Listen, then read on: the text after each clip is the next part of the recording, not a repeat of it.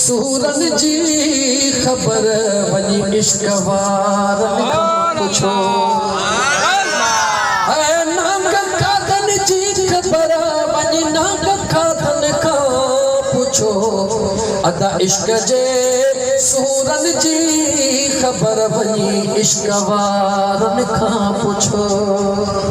बेनियाज़ रब जा माना हाणे अचो त तव्हांखे हिन जे तफ़सील में वठी हला अल्लाह ताला कहिड़ी अमानत ॾियण पे चाही जेका जबलनि चयो मौला असां खां ॻरी आहे ज़मीन चयो मौला असां खां ॻरी आहे आसमान चयो मौला असां खां ॻरी आहे पर इंसान नारो हयो मौला असां जो वेठा आहियूं आसमान सते ई गॾु थिया ज़मीनूं सते ई गॾु हुयूं जबल तमामु गॾु हुया सभिनी इनकार कयो अल्लाह ताला जे ज़ात बाबरकात काइनात जे तमामु अरवाहन के गॾु कयो तमामु अरवाहन के गॾु करे रब चयो हाणे तव्हांजो छा ख़्याल आहे इंसान चयो मौला क़बूल आहे जेॾीमहिल इंसान चयो क़बूल आहे तवजह रहे अल्लाह जे ज़ात फरमायो क़बूल करण खां सोच पहिरीं पाण सां ज़ुल्म करे रहियो आहे बेसमझीअ जो इज़हार करे रहियो आहे चवे थो मौला क़बूल आहे जेकॾहिं क़बूल थो करे मुंहिंजे जन्नत खे छॾणो पवंदे चवे थो मौला क़बूल आहे सुभान अल्लाह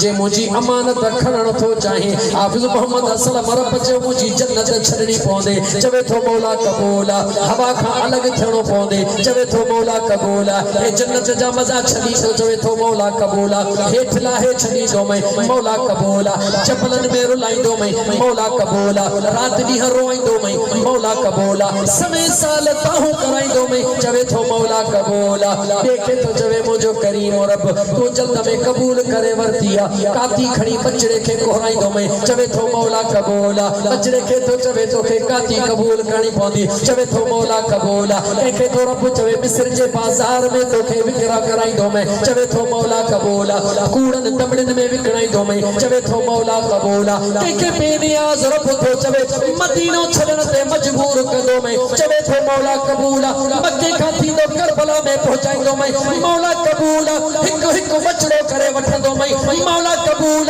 पछाड़ीअ में तुंहिंजी जान वठंदो मई मौला क़बूल धड़ तुंहिंजो करबला में हूंदो सिर तुंहिंजो नेज़े ते हूंदो क़ुरान पढ़ण ते मजबूर कंदो मई मौला क़बूल बेनियाज़ रब चयो